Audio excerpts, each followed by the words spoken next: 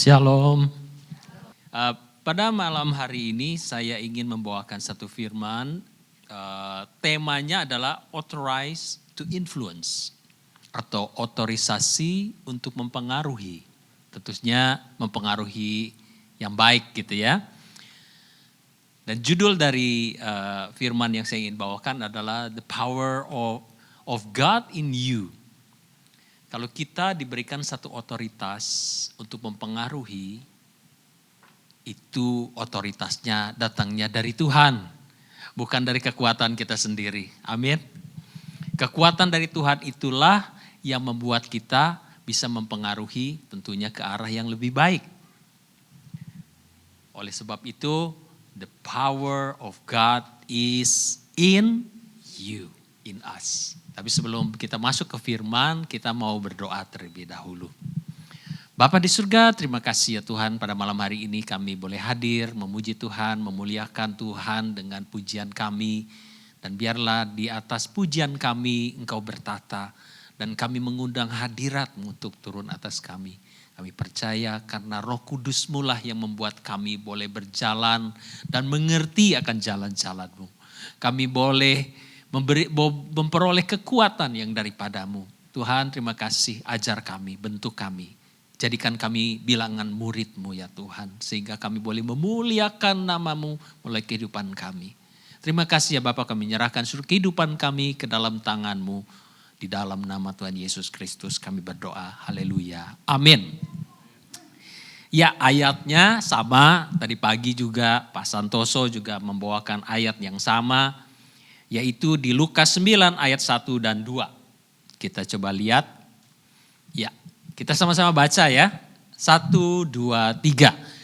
Maka Yesus memanggil ke-12 muridnya, lalu memberikan tenaga dan kuasa kepada mereka untuk menguasai setan-setan dan untuk menyembuhkan penyakit-penyakit. Dan ia mengutus mereka untuk memberitakan kerajaan Allah dan untuk menyembuhkan orang. Bahasa Inggrisnya. One day Jesus called together his 12 disciples and gave them power and authority to cast out all demons and to heal all diseases. Then he sent them out to tell everyone about the kingdom of God and to heal the sick. Bapak, Ibu, dan saudara-saudaraku yang dikasihi oleh Tuhan, setiap daripada kita yang sudah terima Tuhan, itu mempunyai kuasa.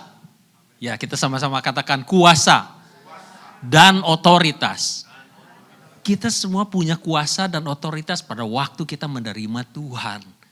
Makanya pada waktu kita dibaptis, itu tandanya kita menerima segala anugerah yang Tuhan berikan itu kepada kita. Karena semua orang yang menerima Kristus diberikan satu kuasa oleh Dia, yaitu menjadi anak-anaknya. Amin. Itulah yang menjadi modal kita untuk mendapatkan otoritas.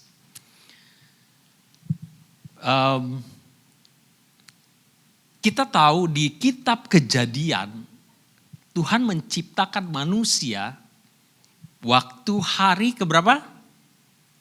Hari keberapa? Masih ingat? Hari ke-6, betul itu ada yang ngomong hari ke-6. Manusia diciptakan. Kita baca ya ayatnya ya. Kejadian 1 ayat 23 dan 26 berkata demikian. Jadilah petang dan jadilah pagi. Itulah hari ke-5. Berfirmanlah Allah, baiklah kita menjadikan manusia menurut gambar dan rupa kita, supaya mereka berkuasa atas ikan-ikan di laut dan burung-burung di udara dan atas ternak dan atas seluruh bumi dan atas segala binatang melata yang merayap di bumi.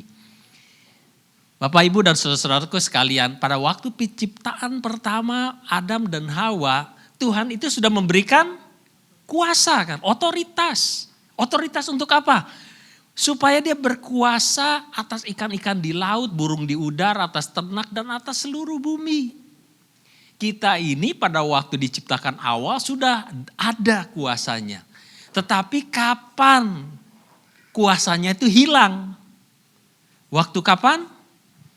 Waktu dosa, betul. Waktu Adam dan Hawa makan buah itu yang dilarang oleh Tuhan. Makanya kuasanya hilang.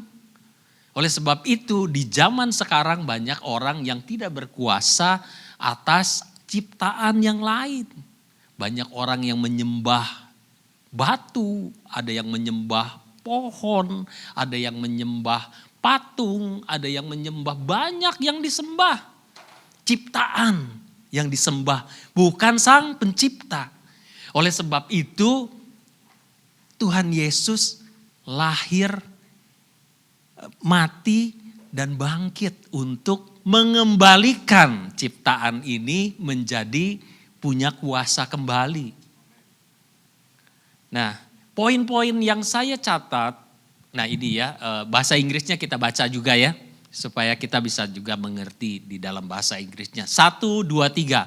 And God said, let us make man in our image, after our likeness, and let them have dominion over the fish of the sea, and over the fowl of the air, and over the cattle, and over all the earth, and over every creeping thing that creeps upon the earth.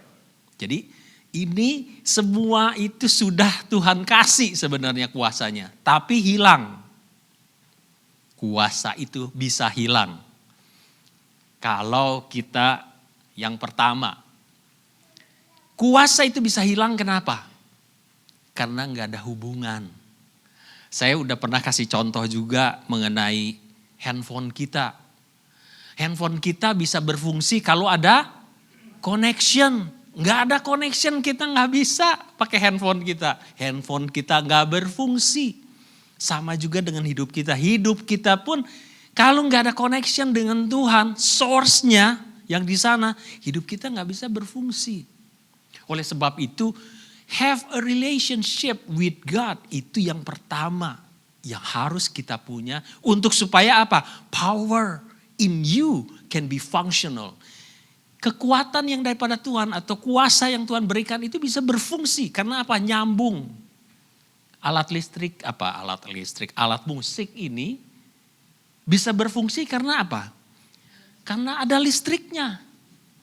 Elektronik ini kalau nggak dicolokin ke power source-nya itu, nggak bunyi. Kalau nggak percaya boleh dicoba. Mikrofon ini pun, ini nggak akan bisa berfungsi kalau nggak nyambung ke baterai yang ada di dalamnya. Jadi semuanya itu perlu tersambung kepada source-nya. Nah, saya ingin kita belajar mengenai 4 basic relationship. 4 basic relationship. Yang pertama adalah communication. Kalau di zaman perang, zaman dulu kalau waktu perang itu musuh selalu mengincar beberapa daerah serangan yang mereka serang. Salah satu yang dia serang itu adalah communication. Kalau zaman perang zaman dulu masih belum secanggih sekarang dengan segala teknologi, mereka pakai yang namanya radio. Nah, pada waktu zaman perang yang diserang pertama untuk supaya melumpuhkan musuh adalah komunikasinya dihajar dulu. Alat pusat komunikasi mereka di mana itu yang diserang dulu, dibom, dihancurkan supaya apa? Kacau. Kalau nggak ada komunikasi, kacau semuanya. Ada satu cerita mengenai di sebuah rumah tangga yang suami istri ini karena satu peristiwa kemudian udah nggak ngomong lagi. Gencatan senjata yaitu aksi tutup mulut, mogok ngobrol gitu ya, mogok ngobrol. Kalau itu dibiarkan terus, nggak ada komunikasi, nggak ada ngobrol, nggak ada percakapan, lama-lama kira-kira hubungannya makin baik atau makin gimana? Makin dingin, makin nggak ada rasa, nggak ada kerenyet-kerenyetnya.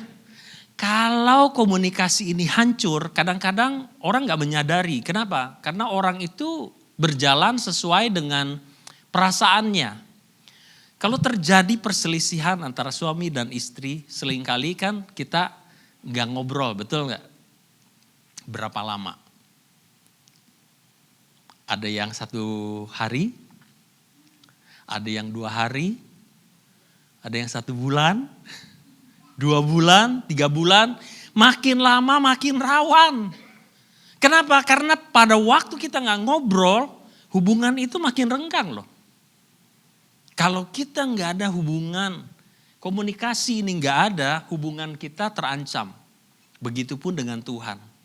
Ada orang yang udah mulai nggak doa lagi. Sibuk, nggak sempet doa. Nggak ada doa, 1 hari nggak doa nggak apa-apa. 2 hari nggak doa kayaknya nggak apa-apa. 3 hari, 4 hari, lama-lama udah lupa, nggak doa lagi. Nggak ngobrol sama Tuhan. Hubungannya makin baik dengan Tuhan, makin jauh, makin nggak karu-karuan. Komunikasi ini yang paling sering diserang oleh iblis. Bagaimana menghancurkan sebuah keluarga, hancurkan komunikasinya. Oleh sebab itu komunikasi penting. Komunikasi ini bukan ngomong cuman kita berbicara aja loh komunikasi itu. Tapi mendengarkan. Saya baru di kelas yang saya pelajari sekarang itu belajar mengenai communication. Communication ternyata ada hal yang dibilang adalah active listening. Nah, apa itulah active listening? Active listening ternyata mendengarkan dengan seksama. Bukan hear ya, tapi listening. Kalau hear itu cuma dengar. Misalnya, saya nih lagi ngomong nih, tapi mungkin ada orang yang di sini yang lagi sibuk mikirin sesuatu di luar sana. Mungkin dengar gak suara saya? Dengar, tapi gak masuk. Karena apa? Pikiran lagi sana atau lagi telepon sama orang. Dengar gak suara saya? Dengar. Tapi dia gak dengar sebenarnya. Karena cuman lewat gitu. Dengar suaranya tapi gak tahu ngomong apa. Bedanya dengan listening adalah waktu mendengar kita ngerti apa yang diomongin. Itu listening. Makanya communication itu berbicara juga dengan active listening. Gimana supaya kita berhubungan yang baik dengan Tuhan, bukan hanya kita ngomong aja waktu kita doa. Seringkali kan kita ngomong sama Tuhan, Tuhan ini tolong saya lagi ada masalah, tolong Tuhan saya perlu ini, perlu itu, jaga ini Tuhan, lindungi saya, berkati saya, itu ngomong, amin, udah. Ya, kapan kesempatannya Tuhan jawab? Jadi kayak kita telepon tuh, saya perlu ini ya, yang saya perlu ini, tolong anterin saya kurang ini, kirimin dan segala macam. Udah ya, thank you, plok. Lah, pasangannya kan bingung, baru mau ngomong, udah ditutup. Itu bukan komunikasi yang benar. Kita kan seringkali ngomong sama Tuhan begitu kan, gak usah angkat tangan, gak usah. Kalau kita melakukan itu sebaiknya kita rubah. Kalau kita ngomong sama Tuhan tuh memuji Tuhan, kemudian Tuhan saya mengucapkan syukur untuk segala berkat-Mu. Tuhan apa yang Tuhan mau ngomong? Dengerin dulu sebelum kita nyerocos dengan segala macam permintaan kita. Dengerin Tuhan mau ngomong apa. Setelah itu baru kita ngomong. Kalau perlu kita tuh belajar berdoa dulu untuk orang lain lah, jangan kita dulu. Iya kan? Doain dulu untuk orang lain. Kalau kita misalnya kita ini lagi perlu uang nih, kepepet keuangan. Kita tahu ada orang lain juga kepepet keuangan. Doain dulu orang lain daripada kita doain diri kita sendiri. Kenapa? Karena pada waktu kita mendoakan orang lain, kita memberkati orang kan. Berkat itu turun atas kita juga. Seringkali Tuhan tolong pada waktu kita menolong orang, persoalan kita juga selesai juga. Itu yang sebenarnya yang lebih baik. Jadi sekali lempar batu, 2 masalah selesai. Kalau kita cuma doain buat kita, orang lain enggak dapat.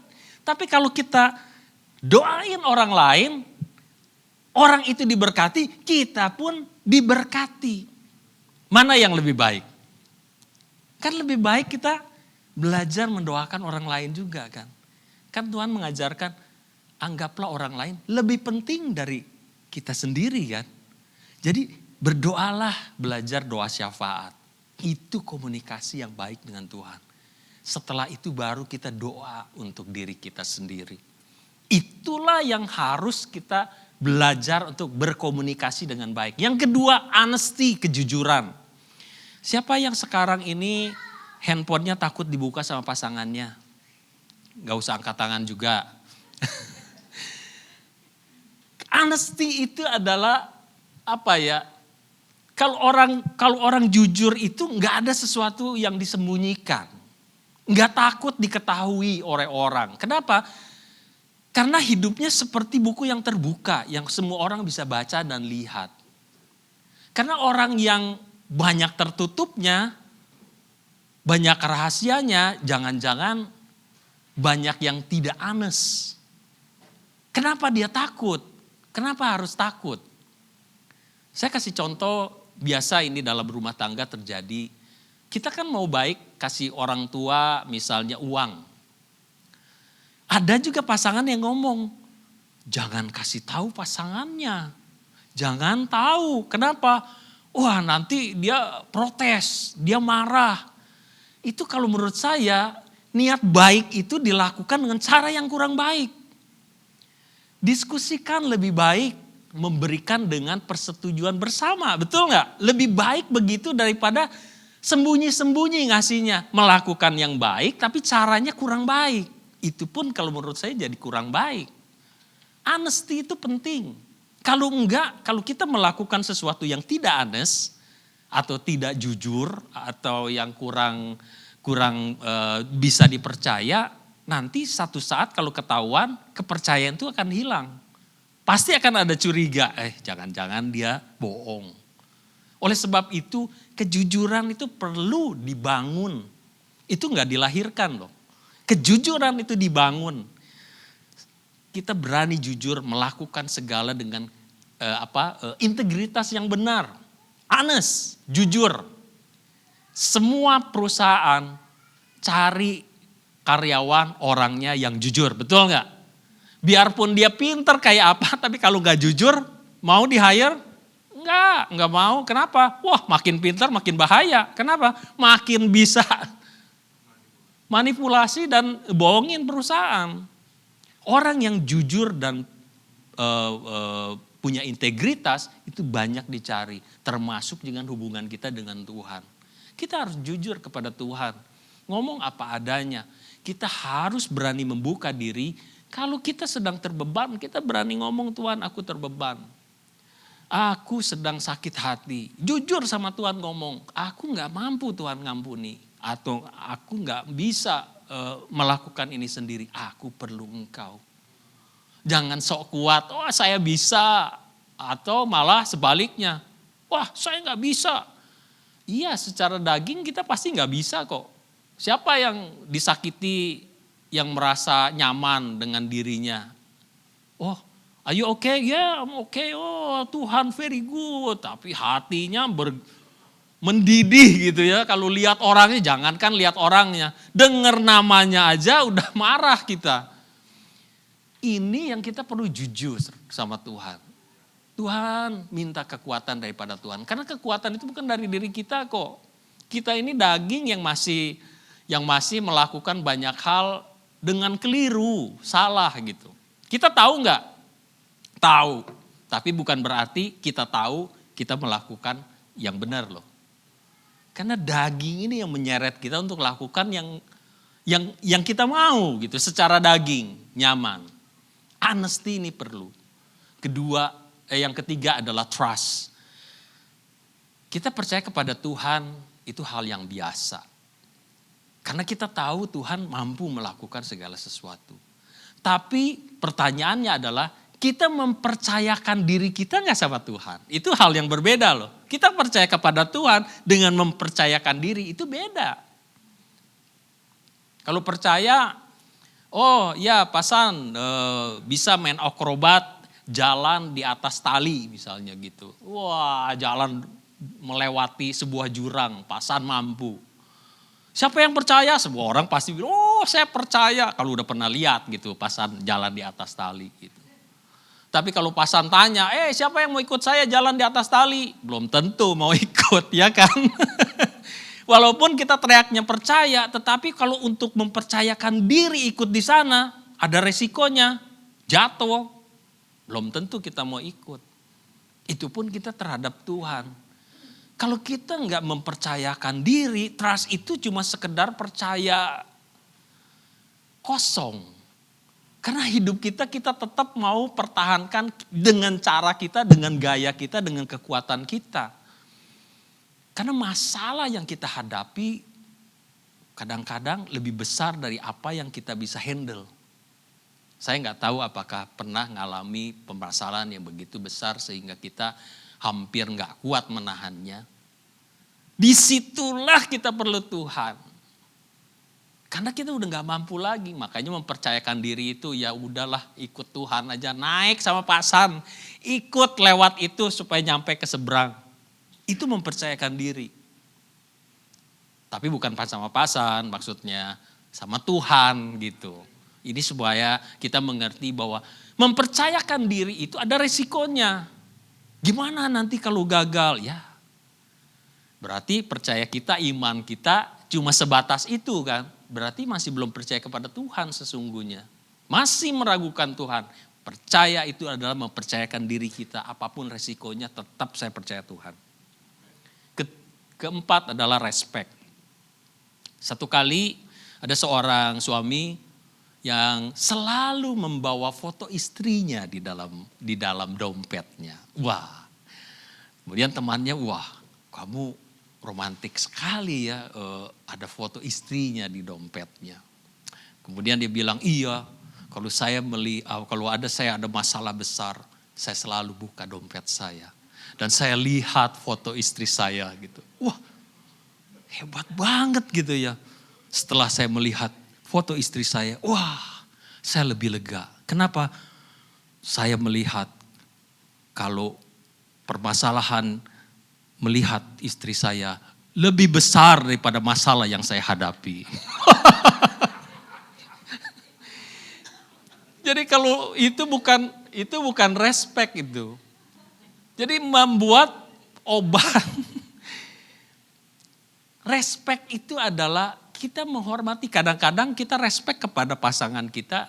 Biasanya laki respect sama istrinya. Kemudian orang mencapnya, suami takut istri. Bukan sebenarnya. Saya banyak melihat bahwa suami-suami itu, dia kalau bertengkar itu memilih diam. Bukan kata takut sama istrinya, bukan. Karena apa? Dia respect sama istrinya. Dia sayang sama istrinya. Orang melihatnya, dia takut sama istrinya. Enggak, itu salah. Ada juga sih tapi yang takut sama istrinya. Karena apa? Istrinya galak banget. Jadi suaminya mau gak mau takut kan. Maksud saya respect itu juga kita harus mengerti bahwa pasangan itu harus saling menghormati. Begitupun hubungan kita dengan Tuhan. Kalau kita gak pernah respect Tuhan, kita seenaknya sama Tuhan. Kita gak pernah menempatkan Tuhan di tempat yang benar di hati kita. Kalau ibadah ya nantilah bisa. Saya kumpul dulu sama friends gitu. Kita menempatkan Tuhan tuh di mana? Padahal pada waktu butuh kita larinya bukan ke friends.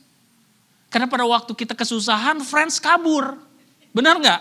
Seringkali begitu. Tapi kalau kita lagi kesusahan datangnya ke Tuhan. Tapi kalau lagi fun larinya ke friends. Itu gak respect kalau menurut saya. Kalau kita pun di posisi Tuhan, kira-kira gimana? Aduh kamu datang, pasti butuh sesuatu. Masalah besar kan? Jadi datang tuh waktu masalah besar datang. Begitu happy, lari. Ini respectnya di mana? Respectlah sama Tuhan. Relationship is talking about respect. Kalau kita respect berarti in any condition kita datang kepada yang kita respect ini, betul gak? Kepada Tuhan kita selalu datang. Walaupun waktu kita susah maupun kita senang. Tetap datang kepada Tuhan mengucap syukur. Dan berdoa ngobrol sama dia. Itu relationship. Poin yang kedua. Holy Spirit give you power. Kita harus menyadari bahwa orang dunia nggak mengerti akan Holy Spirit. Tapi orang yang kenal, yang terima Kristus itu mengerti akan Holy Spirit. Kekuatan orang-orang di luar sana itu nggak ada Holy Spirit-nya. Sehingga mereka akan mudah patah arang. Kenapa orang Kristen dia bisa bertahan sedemikian? Karena ada Roh Kudus. Di Kisah Rasul 1 ayat 8 berkata demikian. Tetapi kamu akan menerima kuasa kalau Roh Kudus turun ke atas kamu. Dan kamu akan menjadi saksiku di Yerusalem dan di seluruh Yudea dan Samaria dan sampai ke ujung bumi. Jadi saksi itu bukan hanya bersaksi loh. Bersaksi itu berbicara mengenai Tuhan. Tapi jadi saksi itu membuktikan bahwa ada Tuhan dalam hidup kita. Itu jadi saksi. Jadi pada waktu kita menghadapi permasalahan dalam hidup kita atau melihat orang menghadapi permasalahan dalam hidup kita, kita bisa menjadi saksinya Kristus. Apa yang dilakukan oleh Kristus kalau kita jadi Kristus gitu. Kalau Kristus melihat orang yang sakit, apa yang dilakukan oleh Tuhan? Apa yang Tuhan lakukan? Menolong kan? Orang sakit datang, Tuhan kalau engkau mau sembuhkan saya. Iya aku mau. Sembuhkan kan? Waktu kita melihat ada orang yang sakit di sekitar kita. Apa yang kita lakukan? Oh kamu sakit? Iya ke dokter. Loh kita doakan enggak? Tadi pagi Pak Santoso juga memberikan satu contoh mengenai orang. Kadang-kadang orang takut doain. Iya orang sakit. Apalagi udah sakitnya parah. Jangan-jangan setelah didoakan bukan sembuh malah meninggal. Loh. Kita takut sesuatu yang bukan tanggung jawab kita sebetulnya. Kita cuma bagiannya berdoa. Masalah kesembuhan tanggung jawab kita bukan? Bukan, karena kuasanya bukan dari kita, betul nggak? Kuasanya dari siapa? Tuhan, Roh Kudus ini yang punya kuasa menyembuhkan atau tidak. Kita ini bagiannya adalah melakukan apa yang Tuhan suruh. Tuhan suruh apa? Sembuhkanlah orang yang sakit. Jadi bagian kita cuma itu. Selebihnya terserah Tuhan. Iya enggak? Saya pernah dulu mendoakan orang yang sakit kanker. Udah dipotong tangannya, kemudian udah mulai sembuh. Tapi ternyata kankernya menyebar ke paru-paru dan ke bagian organ yang lain. Kemudian kita sama-sama di gereja, kita berdoa untuk dia. Kita udah nangis, sungguh-sungguh berdoanya. Nangis kita berdoa. Nggak taunya meninggal. Kemudian karena waktu itu saya juga masih baru mengenal Tuhan. Ada rasa kecewa dalam hati saya. Saya bilang, aduh Tuhan. Tuhan bilang suruh berdoa untuk orang ini. Kemudian kok orang ini bukan sembuh malah meninggal. Ya malu juga sih waktu itu, kok meninggal ya. Katanya sembuh kalau didoakan, dia kok meninggal. Tapi saya berdoa sama Tuhan, Tuhan kenapa begini, kenapa begini. Mempertanyakan itu dan Tuhan jawab. Aku panggil dia karena dia dalam posisi puncak. Saat itulah saya mengerti, oh iya. Kita ini menyembuhkan atau berdoa untuk dia sembuh, itu apakah karena keinginan ego kita? Ataukah untuk kebaikan orang ini? Kadang-kadang kan kita berdoa ego kita supaya gak malu kan. Pokoknya kita doain kesembuh. Lah rencananya Tuhan untuk dia apa? Kita kan perlu tahu kan. Dia itu memberikan kesempatan untuk dia sampai. Ya saya ceritakan dulu bahwa orang ini itu ternyata sebelumnya itu memang kurang baik sama pasangannya, sama istrinya. Suka pukul istri, punya wheel di depan, di belakang, bukan di depan, di belakang. Wheelnya gak di depan, di belakang. Gak baik. Waktu dia kenal Tuhan dan bertobat sungguh-sungguh, dia kena cancer itu. Tapi dia baik udah sama istrinya. Udah baik sekali di keluarganya. Berubah sekali. Dan pada saat itulah dia diambil suruh pulang. Bagus gak? Bagus, karena posisi dia pada waktu kerohanian di puncak dipanggil pulang itu bagus. Coba kalau saya doain kemudian dia sembuh. Kemudian besok tabok lagi istrinya. Kemudian mati. Siapa yang untung? Iya kan? Kita seringkali kita hanya bisa melihat apa yang kita ingin lihat. Oh, sembuh. Kemana dia akan pergi, apa yang dia akan lakukan setelah itu, kita kan nggak tahu. Tuhan tahu. Jadi posisi kita adalah mendoakan aja, biar dipanggil Tuhan. Memang waktunya. Kita harus bisa mengerti bahwa memang waktunya dia yang terbaik. Dia diambil oleh Tuhan, suruh pulang di posisi puncak. Oleh sebab itu jadi saksi Kristus. Holy Spirit ini yang memberikan kita kuasa itu. Mendoakan orang sakit itu sembuh. Dan ini harus dipraktekkan, gak boleh cuman didengar. Kita orang-orang percaya diberikan kuasa itu. Betul-betul bisa sembuh. Seperti Pak Arifin tadi bersaksi juga. Bahwa dia mendoakan orang yang gak bisa jalan itu bisa jalan. Coba doakan, kita lakukanlah bagian kita. Saya pernah lakukan juga untuk istri saya yang dulu pernah waktu sebelum menikah itu sering pingsan karena kalau datang bulanan sakit perut dan yang nggak tahu bagaimana sehingga tekanan darahnya turun mungkin dan pingsan. Jadi langganan ke rumah sakit. Satu kali dia bilang bahwa wah saya mau pingsan. Kemudian saya bilang wah gimana ini? Pada waktu kita lagi dalam perjalanan. Saya lagi nyetir, yuk kita berdoa, saya bilang, yuk kita berdoa.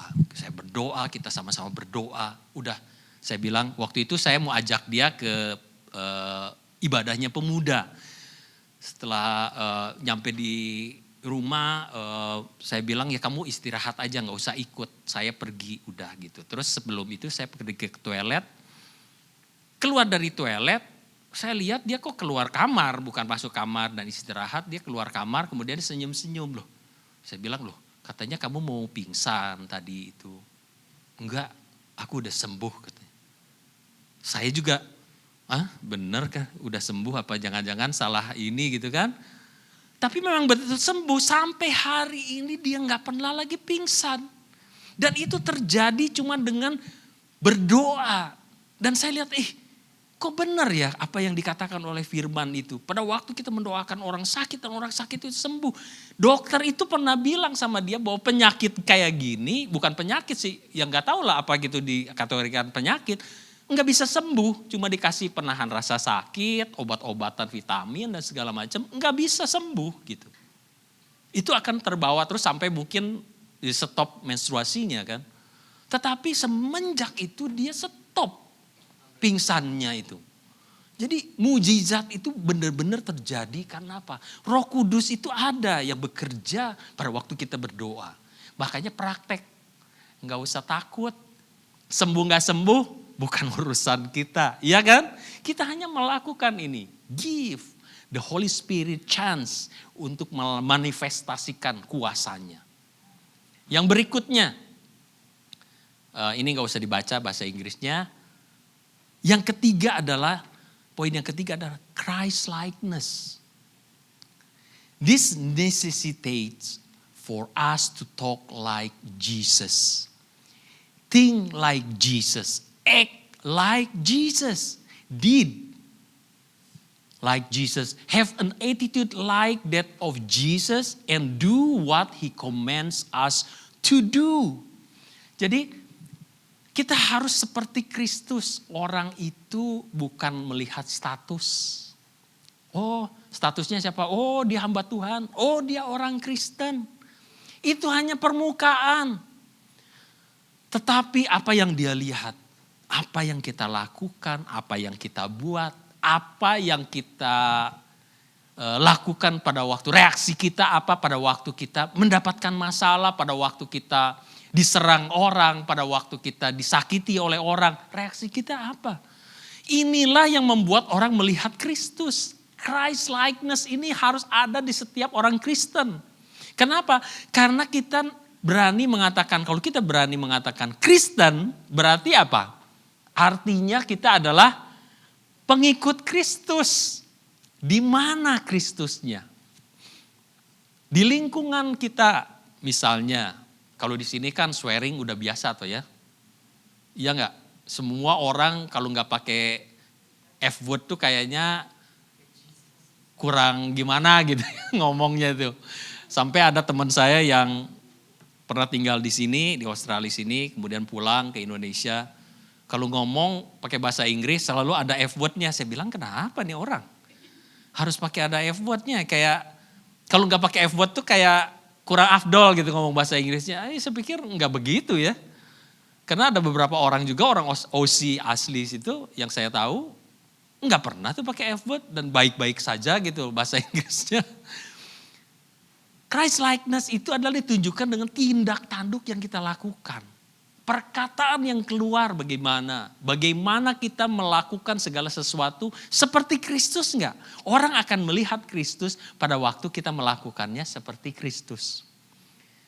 Ada orang-orang tertentu ditanya, kamu Kristen ya? Loh, dari mana dia tahu?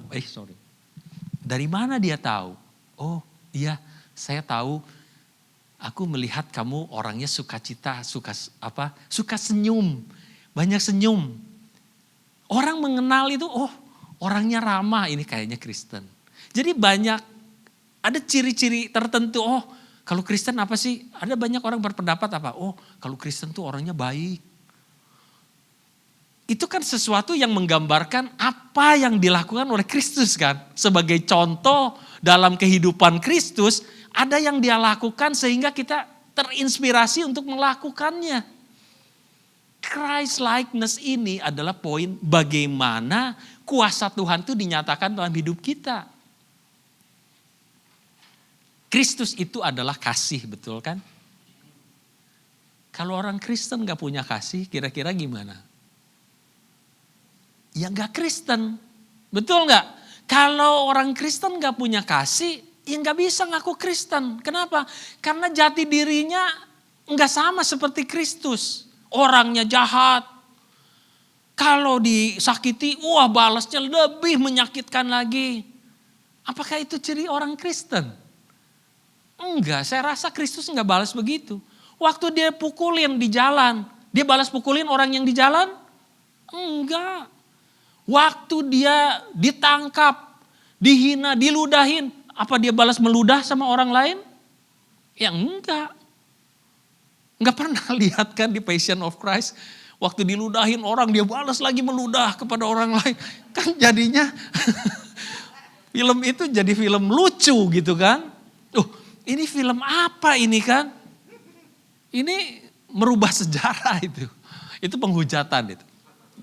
Jangan ditonton film itu. Jadi Christ likeness itu benar-benar menggambarkan bagaimana Tuhan itu menyalipkan kedagingannya. Orang dunia mengajarkan bela diri. Tapi orang Kristen mengajarkan salibkan dirimu. Mati. Kadang-kadang daging ini berontak. Disinggung orang tuh maunya gregetan gitu, mau balas gitu kan. Ngomong enak aja ngomong begitu. Maunya balas. Tapi Tuhan itu loh yang memberikan contoh. Dia tuh dihina orang tuh dia diam aja. Punya gak kuasa dia? Sangat punya. Itu satu malaikat itu diturunin Tuhan membebat mati pasukan yang puluhan ribu, itu satu malaikat aja dihajar habis itu. Jadi kuasa Tuhan tuh lebih daripada apa yang kita bisa bayangkan, tapi dia gak balas. Power in control. Seringkali kita kalau punya kuasa, punya power, dulu sering waktu masih kecil kalau lihat superhero, saya mau jadi, kalau nonton Superman, saya mau jadi Superman gitu kan. Kalau nonton film silat gitu, Wang Fei Hung gitu. Ini yang hobi silat pasti tahu itu. Saya mau jadi kayak gitu. Kenapa? Kalau ada penjahat kita bisa hajar. Tapi kekristenan tuh gak diajarin gitu masalahnya.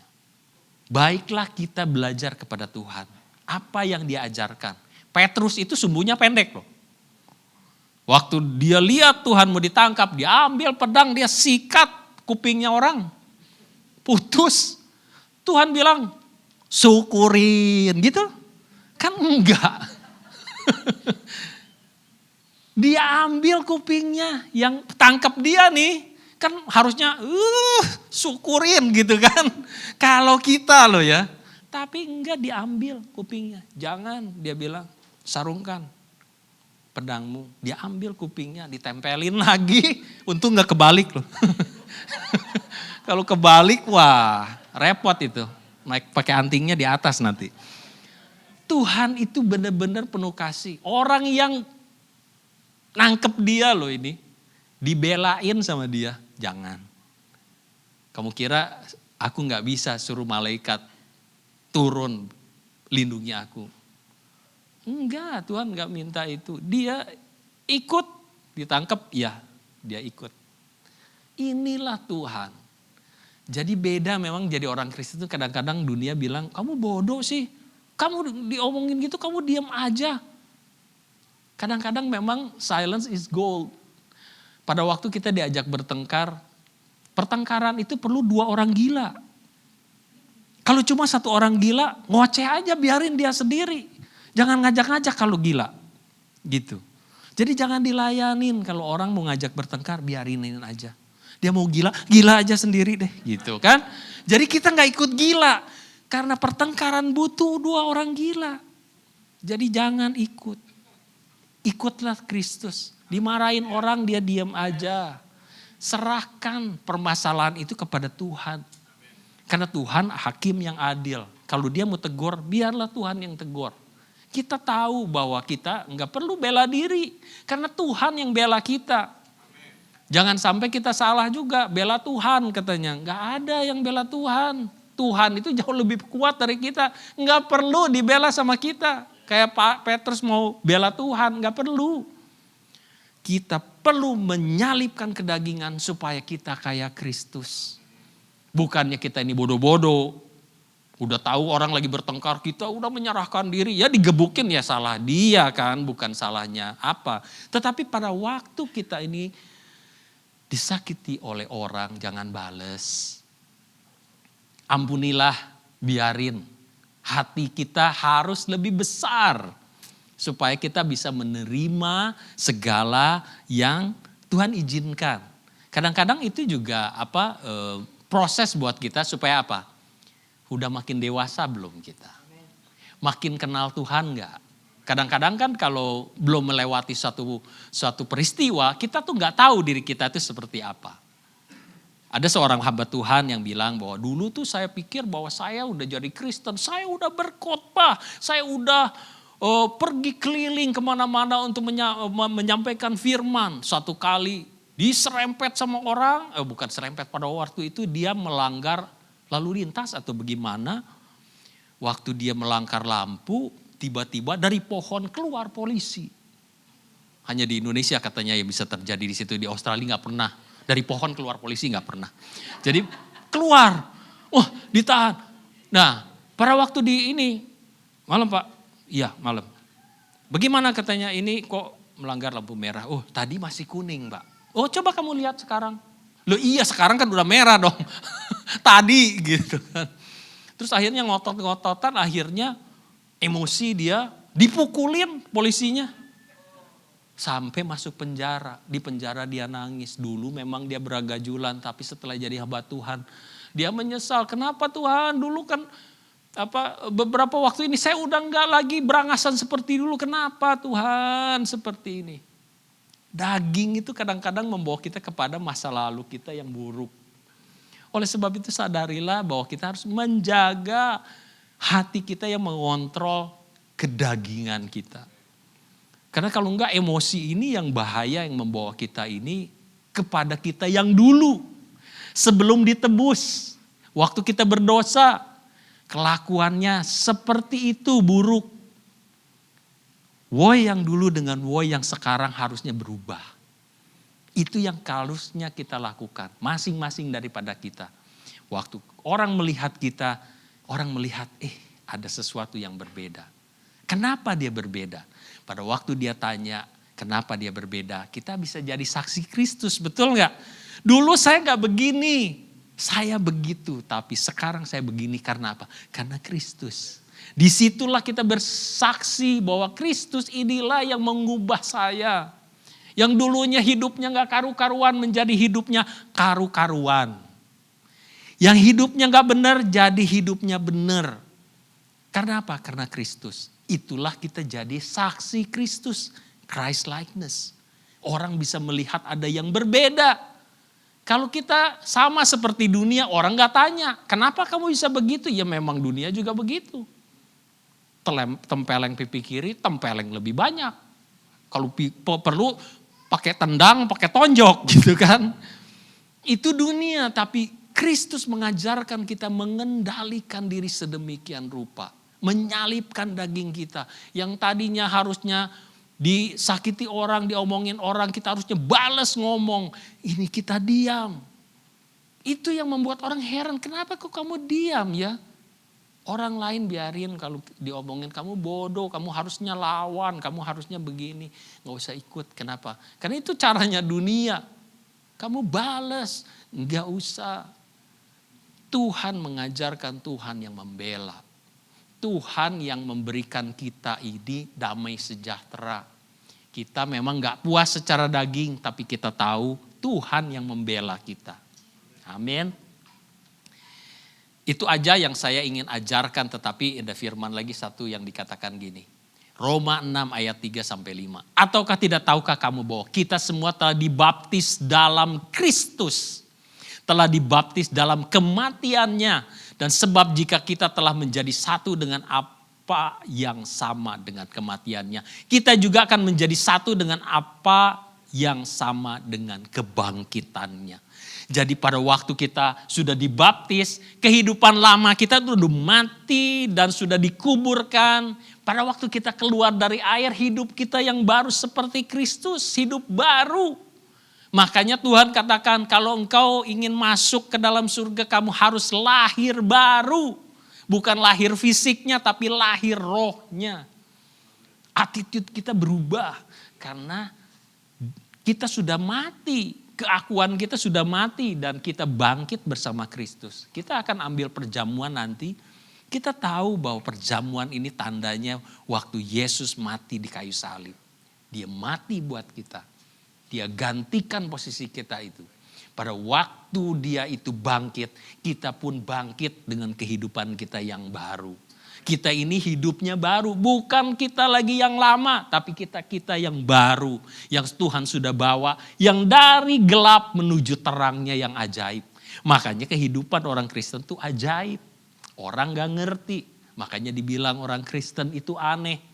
Orang lagi kematian nyanyi, waktu lagi kesukaan dia nyanyi, waktu kapan aja dia nyanyi, waktu nangis pun dia nyanyi. Kenapa? Mereka gak tahu.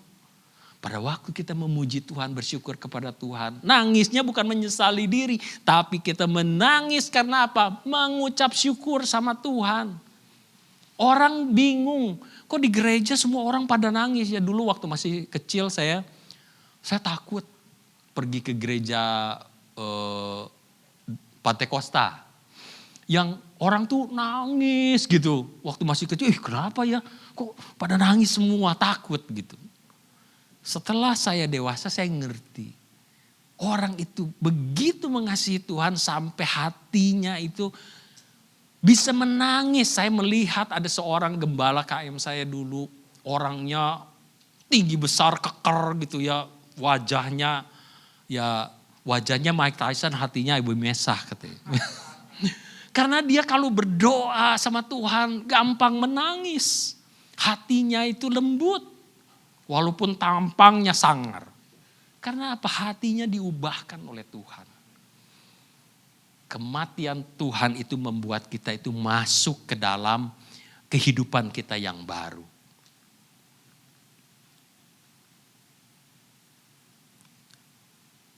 Iya, itu aja yang saya ingin sampaikan pada malam hari ini. Saya mengajak kita, mengencourage kita semua untuk menyadari bahwa kita ini bukan bilangan pengikut.